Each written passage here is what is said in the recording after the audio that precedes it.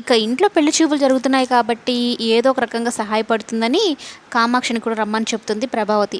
అయితే మనోజ్ మనసులో ఎంత కుట్ర ఉందంటే ఆ చెఫ్ ఆ రవిగాడికి ఇంత మంచి సంబంధం అవసరమా అనుకుంటూ, అమ్మ నీకు కోటీశ్వరురాలైన ఫ్రెండ్ ఉందన్న విషయం నాకెందుకే చెప్పలేదు అనేది అంటూ ఉంటే, ఏంట్రా మనోజ్ ఇప్పుడు చెప్తే ఇప్పుడేమన్నా పెళ్లి చేసుకుంటావా ఏంటి అంటే రోహిణి కోపంగా చూస్తుంది. అంతలోనే బాలు వస్తాడు.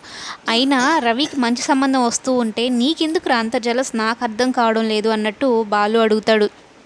అంతలోనే కామాక్షి ఉండి, అయినా నీకు అలాంటి సంబంధం రాదులేరే, నీకేమన్నా జాబా ఇంకేమన్నా అనైతే అనేస్తుంది నోరు జారి. అప్పుడు ప్రభావతి కామాక్షి కాలు తొక్కి, ఏం మాట్లాడుతున్నావు నువ్వు రోహిణి ముందు అన్నట్టు కవర్ చేసుకుంటుంది.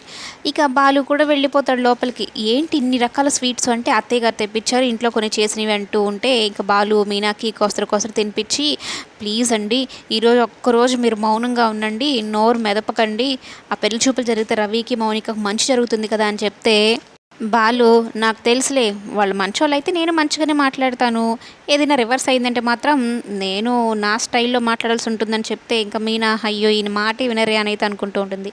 ఇక బాలు ఏమో చేసిన వంటలన్నీ తింటూ కూర్చో ఉంటే, ఇక ప్రభావతి కాలు కలిన పిల్లిలా తిరుగుతూ ఉంటుంది. ఇంకా రాలేదేంటి అది అని. అంతలోనే కారులో వాళ్ళు వస్తారు, దిగుతారు. వాళ్ళ మెడలో ఉన్న నగలు వాళ్ళ డబ్బు మొత్తం చూసి, ప్రభావతి చూసావా కామాక్షి నీ నగల కన్నా వాళ్ళ నగలు ఎంత పెద్దవో చూడు అని అయితే చెప్తూ ఉంటుందన్నమాట.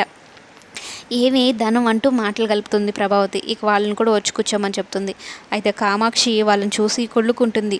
ఏంటి నిజంగానే ఈ ప్రభావతికి అంత మంచి సంబంధం వచ్చిందా, ఖాయమైపోతుందో ఏంటో అన్నట్టు కంగారు పడుతూ ఉంటుంది మనసులో.